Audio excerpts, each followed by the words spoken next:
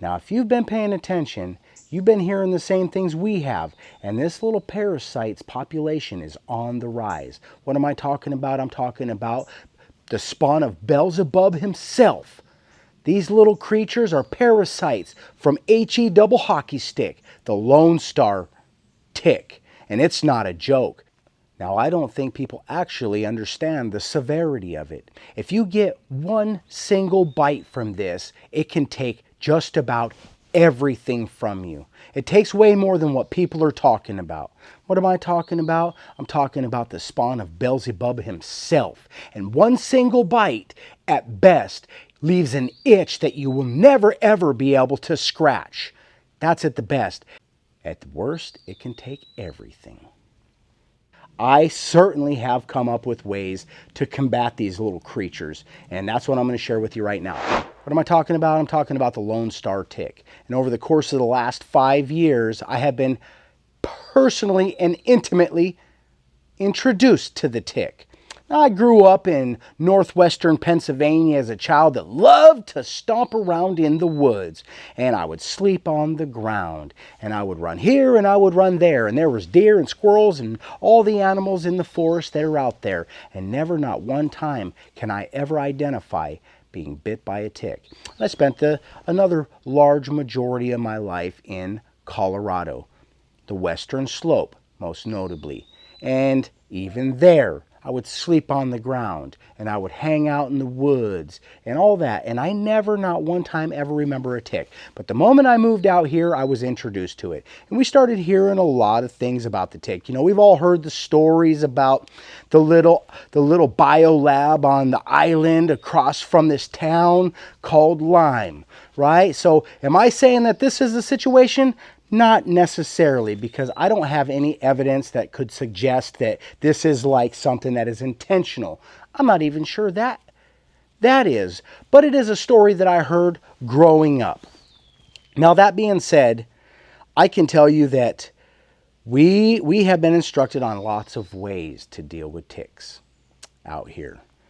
And we take it very seriously. As a matter of fact, when we first got here, we took it so seriously. Every single tick bite I got, we would pick the tick off, put it in an envelope with all of the information, so that just in case that bite got infected in those certain ways, we would be able to identify it. Well, that system got way out of control. It's not something that any person could ever maintain.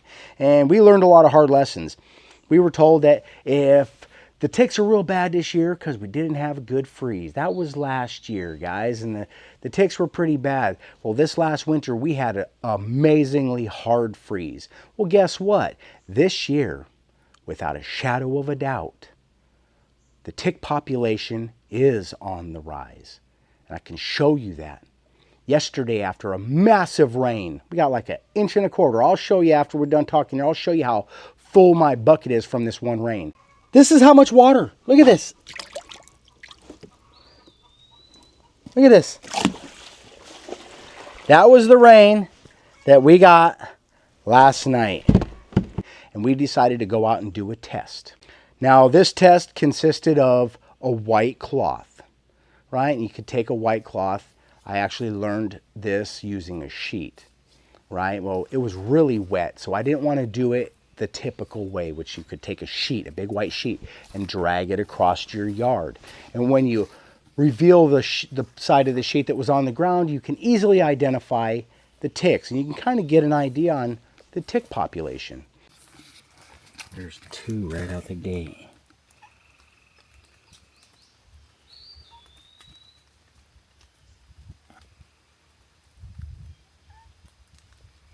Well, because it was too wet, I did it a different way. It worked out beautifully, right? And we had ticks everywhere. I don't even remember how many ticks I had. 6, 10. There's a lot of them that we didn't even get on the camera because they fell off faster than we could catch them. But most importantly, the ticks that we were finding was a Lone Star tick. And this little parasite is a showstopper. And picked up ticks all over me. Here's one right here. Right there. Yep. Running up your pant leg. Yep. There's very little that we can personally do to protect ourselves from this. We can't stop what it carries. It carries 3 different tick-borne diseases. One of them, most notably, which is on the rise, seriously need to take this one very serious, is called alpha-gal syndrome. That one can take everything from you. Another one that's a little less known is called, I'm just going to read this paper because I can't do it without. It's called ehrlichiosis. It's called ehrlichiosis, and it's a tick-borne illness that is less common. As a matter of fact, this is like the first time I've ever heard from it. And the third one is called STAR. I also have never been very familiar with that one. I was always familiar with like Rocky Mountain spotted fever or Lyme's disease. These are the ones that we heard of. But the alpha-gal syndrome is the one that we're hearing is on the rise. And it just so happens that the Lone Star tick carries that thing. And that thing is nasty. Why is it nasty? And what makes it different and so dangerous is it's not just like your typical lazy tick that just waits for you to walk by and grabs a hold of you. Right? These things actively hunt you. They can feel the vibrations from the ground. They can get the carbon monoxide or carbon dioxide or whatever we emit out, and it actively hunts that. It'll jump from a freaking tree to the ground and chase you down. I'm not trying to be scary. This is for real. These little creatures will hunt you like a little predator that wants to take everything from you. And when I say they take everything from you guys, you hear a lot of people talking about it. There goes your mammals, your meat. You're not going to be able to eat pork. You're not going to be able to eat deer. You're not going to be able to eat beef. So there goes your bacon double cheeseburgers. Happiness is pretty much gone in my book right there alone, because my diet is very important. But that's like the superficial stuff, guys. That's the superficial stuff. And the people that talk about that, they're bringing up very important points. But we know some people that have been afflicted with this alpha-gal syndrome. One of them I don't know personally. We've seen a guy on YouTube. He had a big cattle farm. Shared his story. Got bit by a tick. And now he can't even be a farmer. Because all of these mammals, all mammals with a very short exception list, which is humans, apes, and like the old school monkeys. That's it. The rest of them have alpha-gal. And just to be in contact with that can trigger the effects of it. And it's no joke. And when we're talking about that, and we're talking about somebody that built a farm and now has lost it, because if they continue it, they go through the symptoms, which are no joke. That's a pretty sad story, but that's not even the worst of it. Here's what you got to understand what it can actually take from you. Yeah, it can take all that meat away from you, and that's sad, right? But it can also take your pets from you. Why? Because they have it too.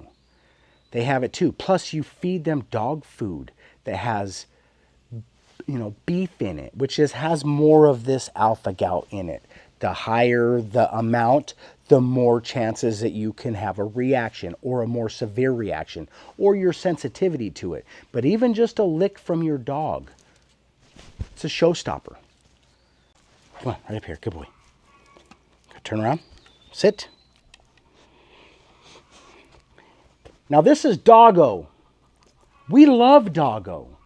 And that tick bite could make it so that every time we try to pet our dog or even be in any type of a vicinity of our beloved dog, it would get us sick. And that would be the saddest thing in the world. Could you imagine not being able to pet this face? You know what I'm saying? That's all I'm saying, huh, Doggo? This stinky face. And he's part of the family. Yeah? All right, stinky face. Ain't no ticks on me. What's she looking? Nobody ever talks about that. We have a friend right now. We've had them on our channel before, and they're very close friends with us. It's Sherry and Tim. Well, they're both afflicted with alpha-gal. And they've been battling it for a long time. And they've just recently realized that maybe their beloved family pets are making them sick. That's a little different than a cow. These are your pets. You sleep in bed with them. They greet you.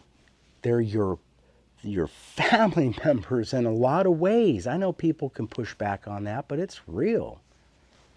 And it's not just that. It can steal your walk in the park. If you're even in an area that has mammals, squirrels, deers, rabbits, all of these things carry the alpha-gal. And if you touch anything that it was touching, you can trigger the effects. And if you really want to get right down and dirty, the worst thought is I might have to sit down and have that hard conversation with my significant other because I got alpha-gal and you won't stop eating bacon double cheeseburgers. So even if I kiss you, you get sick. Now, I don't know. There's a lot of speculation on whether this alpha-gal syndrome is something that was created and it was, or is it something that's natural? You know, is this alpha-gal syndrome? Is it something new? Turns out there's a lot of like smoke out there about it. Maybe it's not smoke. Who am I to say? But this is what I found out. I found out that not like Lyme's disease. Lyme's disease has characteristics that evidently are the same as characteristics of something that could be created like that in a lab, right? So it could be. But this is something different because all of these things have the alpha-gal already. And it just does something to your body that makes it not recognize. And that's where the effect comes from. And evidently, maybe some of these characteristics aren't the same as ones that can be created in a little beaker. But who am I to say? I am not a freaking scientist. All right, guys, one more thing I got to say is there's a lot of talk about this new cure or whatever for alpha-gal syndrome symptoms, right? And I'm not here to say that it works or it doesn't work. Here's what I know about it. Sticking some needles in your ear, the acupuncture thing, maybe it does work for somebody. Maybe you know somebody, but don't let it be somebody that told you that it worked on the internet. Do you know somebody? Because I know somebody. I know two somebodies that went and had this procedure done.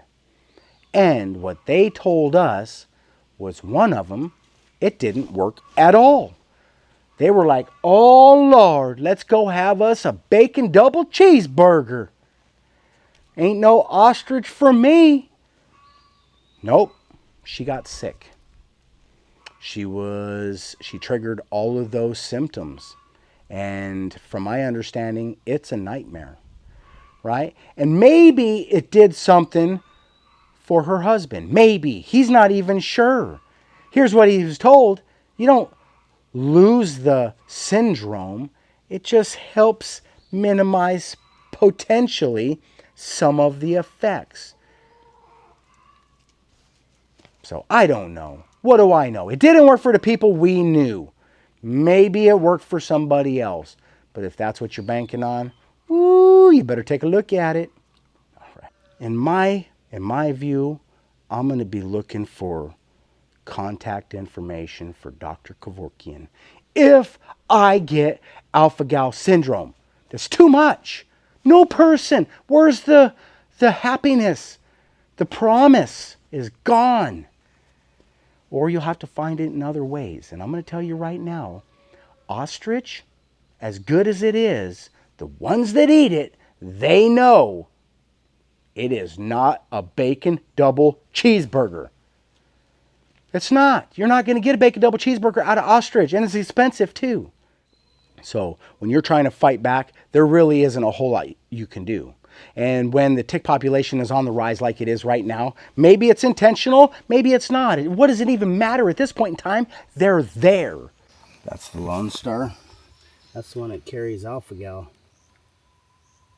But I am going to tell you that over the course of the last 5 years, I certainly have come up with ways to combat these little creatures. And that's what I'm going to share with you right now. So when you're combating these things, man, there's very little you can do, but you're going to have to take it serious. And one thing that we did was we researched a lot, first and foremost. And there's a lot of really cool ideas like duct taping your pants down and stuff like that. And you're trying to stop these bugs from like getting underneath the clothes. You're creating a barrier. It can work. But I'm going to tell you that some of these things, the seed ticks, they're so small that they find a way. Unless you're duct taping that stuff straight to your skin, these things are resilient. So there's not a lot you can do. I do need to make mention of this right now. If you have a cat, you want to be very, very cautious using this stuff, because until it dries, evidently a cat has or doesn't have some enzyme in its liver that can help process this stuff, and it's very dangerous, right? So I'm going to just share with you guys what actually works. I'm not sponsored by anybody, first and foremost. I just want to tell you what we found works. And when I tell you that I can guarantee it, it's going to blow your mind. What is it called, guys? It's called permethrin, right? This stuff here is 10% permethrin. This stuff is a concentrated version that you get at like the Tractor Supply store or feed stores, right? It's for cows and horses and the barns and the sheeps and all that stuff, right? It's to keep the ticks off. And this stuff is powerful. And what it does is whatever science is what it does. It ruins the tick's day. They're hunting you. They want to ruin your day. They want to take your wife and your double cheeseburger. So don't feel bad to use something that works. Just use caution, right? Because this isn't something you're going to treat your skin with. It's dangerous. You want to use this stuff very cautiously. You're going to put it on things that you wear. When I say that, like, it just really depends on what level you're about to expose yourself. Maybe you're going to go into the woods and it's deep. You're going to be in the weeds all the way up to your head. Remember, these things hunt you down. So maybe you're going to go get yourself some coveralls and you're going to treat the coveralls with them. It is a great idea. And with boots, you could tape that stuff down if you want. But I'm going to tell you right now, the moment you have this stuff on your clothes and they touch it, it's lights out. It does not take long. It gets some kind of like hot foot syndrome or something. It can't hold on. It is effective. And you don't have to rely so much on duct tapes and things like that. But it's still not a bad idea to try to make sure that they can't get into places or whatever. But what we use primarily, which we've gotten away from and we've suffered this year, but we're going to drag them back out. They're called tick gaiters. And if you don't know what tick gaiter is, I don't know, it might be a brand. It's just, it was introduced to us that way.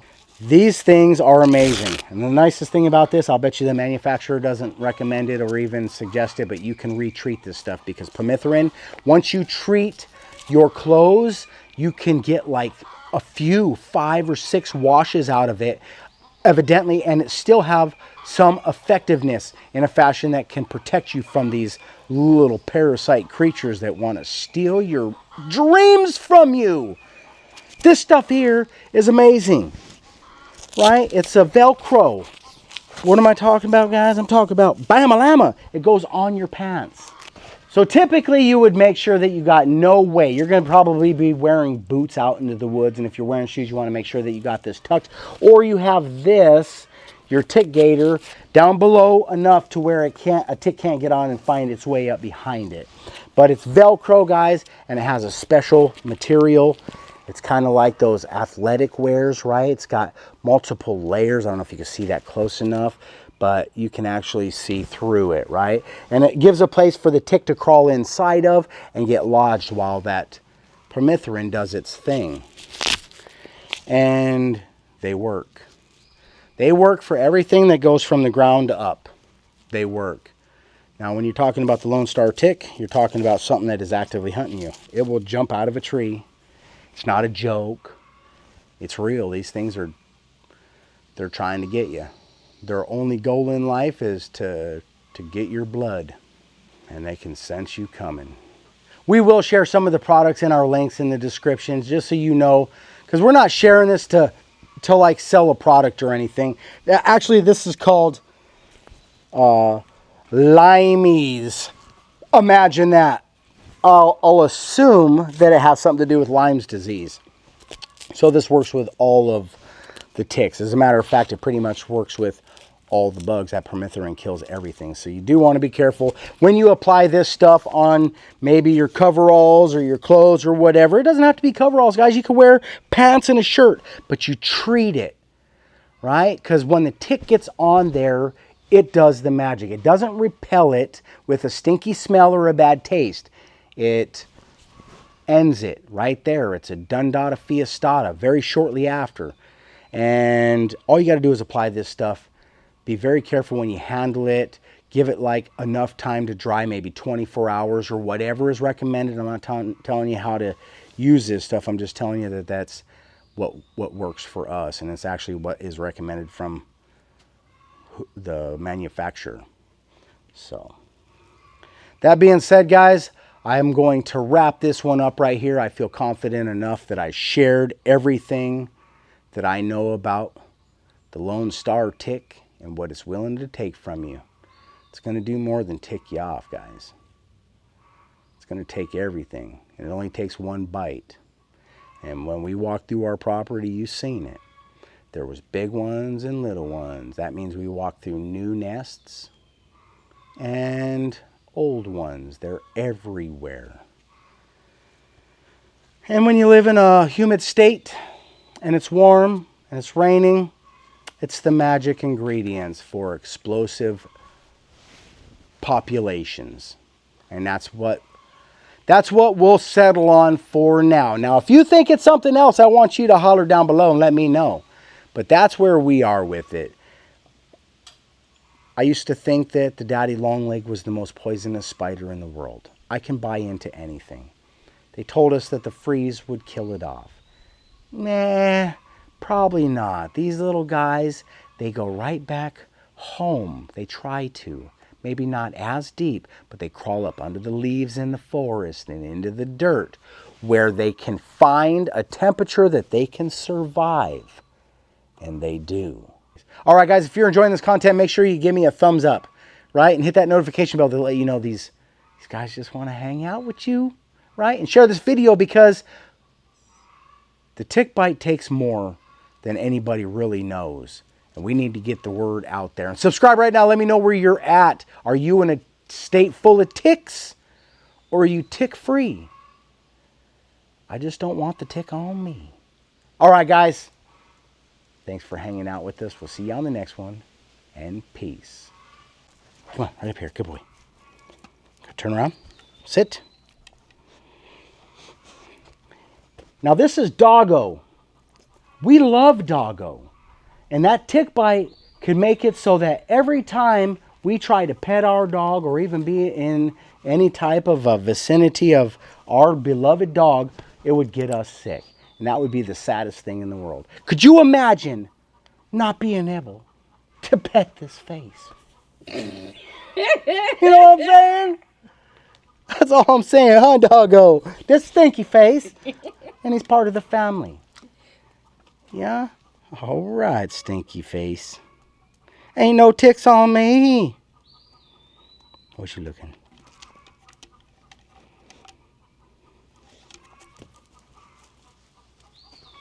No way.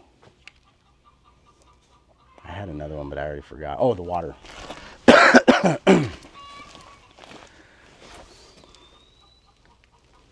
All right, guys, for real. This is how much rain we got last night. Oh, my goodness. I think that's a tick in the bottom of the pond. Anyways, this is how much water. Look at this. Look at this. That was the rain that we got last night. And right after, we went out and drugged for some ticks. and found a bunch of them. After a big rain, guess who the culprits were? The Lone Star. Man.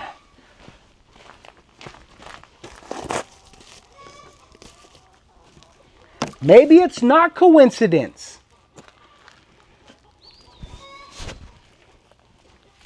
That's a rabbit hole for somebody else or for another day. Ain't no ticks on me.